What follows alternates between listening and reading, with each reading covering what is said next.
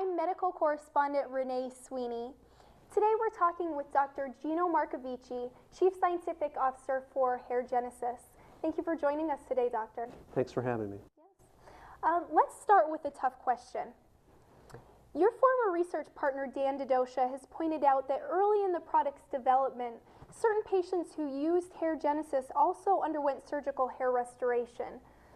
The inference being that at least some of the benefit evident might have been the result of surgical transplantation, not Hairgensis. Is this a fair statement? Well, Renee, I don't think it is, and there are a couple of reasons why. To begin with, if our sole experience in using Hairgensis was limited to Dr. Dodosha's involvement in the early development of the product line, it would be one thing. But subsequent to that time point, Hairgensis was successfully tested under IRB-monitored, placebo-controlled, double-blind conditions, and the results of that research were published in the peer-reviewed literature. Nobody, least of all Dr. Dodosha, is trying to claim that the patients who underwent the IRB-monitored study had any experience or benefit from surgical hair restoration. Their experience was solely limited to the use of Hairgensis. So if the product didn't work, it wouldn't have been successfully tested in that setting. So that's the first thing. The second thing is that Hairgensis was developed in a surgical hair restoration clinic. The reason that we began looking at creating a product like Hairgensis was a problem that is common in hair transplant surgery. And that problem is as follows. If someone is not slick bald, but you're transplanting hair into a thinning zone of the scalp, what you're trying to do is you're trying to augment an area that's actively thinning.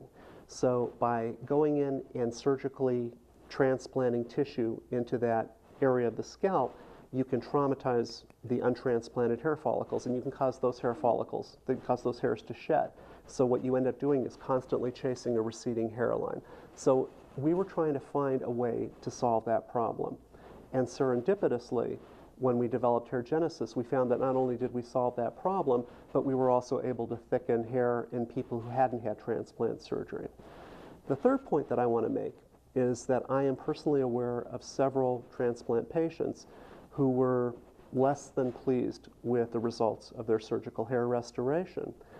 That is, until they began using Hairgensis, and then the hair thickened up to a point that they were very comfortable, and they felt that Hairgensis provided benefit that perhaps the transplant surgery didn't, or at least it augmented the benefit.